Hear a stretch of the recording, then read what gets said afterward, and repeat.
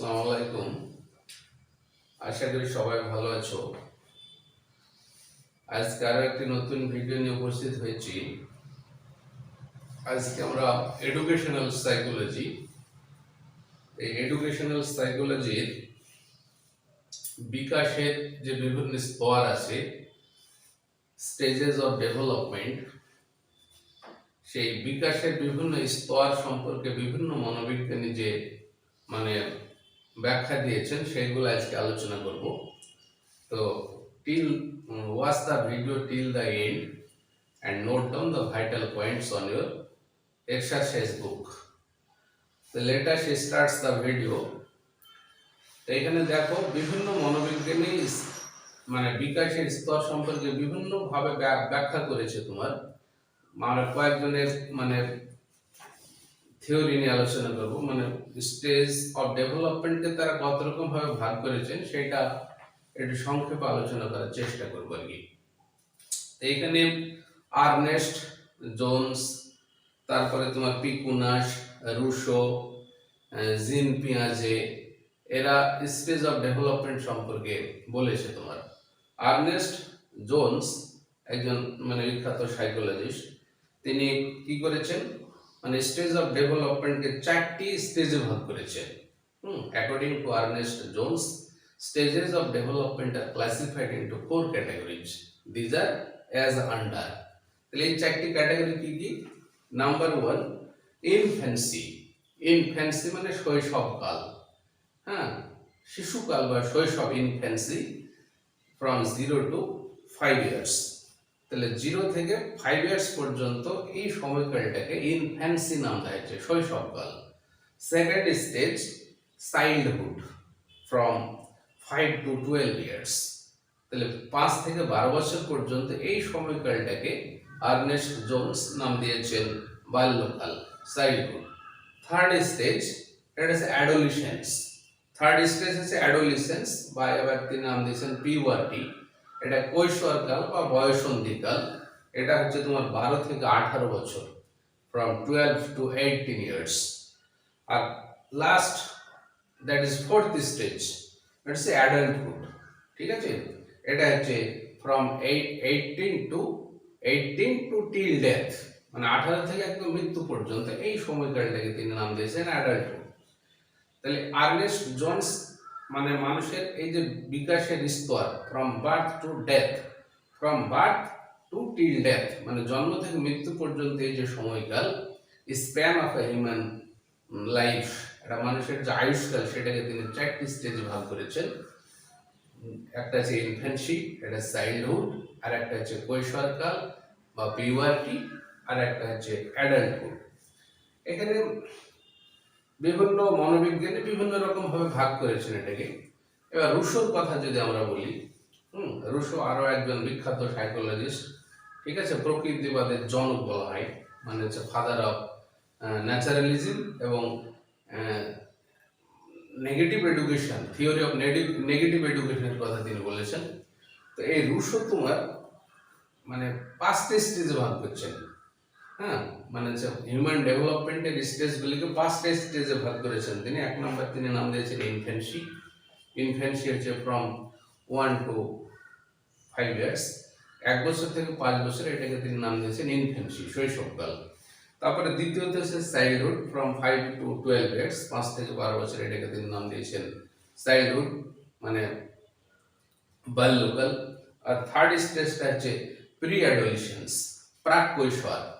Pre অ্যাডোলিসেন্স, প্রাক কৈশোর, বা এটাকে পিউবার্টি তিনি নাম দিয়েছেন, এটা 12 থেকে 15 বছর। 12 থেকে 15 বছর, এটা হচ্ছে পিউবার্টি বা প্রি অ্যাডোলিসেন্স।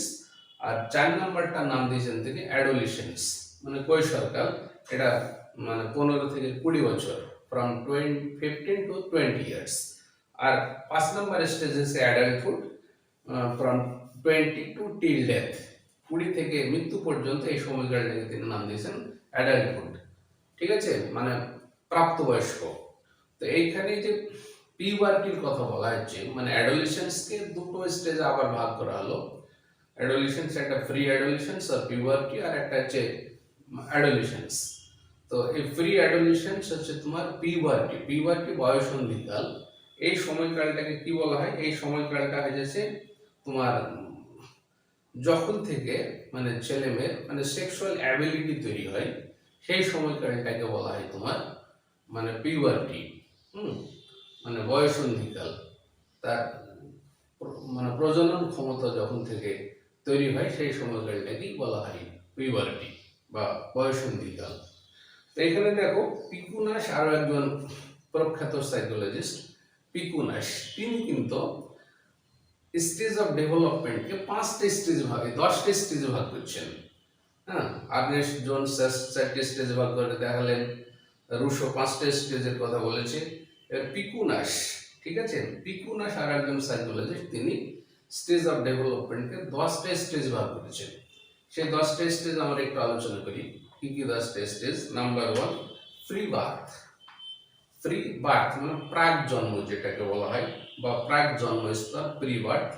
এটা from pregnancy to before birth, মানে গর্ভাবস্থা থেকে জন্মের আগের মুহূর্ত পর্যন্ত যে সময়কাল, সেটাকে প্রি বার্থ তিনি নাম দিয়েছেন।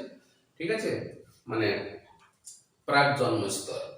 দ্বিতীয় স্টেজটা হচ্ছে নিউবর্ন, সদ্যজাত। ঠিক আছে, বা জাস্ট বর্ন, নিউবর্ন আর জাস্ট বর্ন আর সদ্যজাত।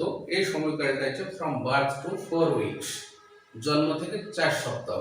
এটাকে তিনি নাম দিয়েছেন সদ্যজাত। থার্ড স্টেজ হচ্ছে প্রি ইনফ্যান্সি। প্রি ইনফ্যান্সি বা আর্লি ইনফ্যান্সি, এটা নাম দিয়েছেন প্রারম্ভিক শৈশব স্তর।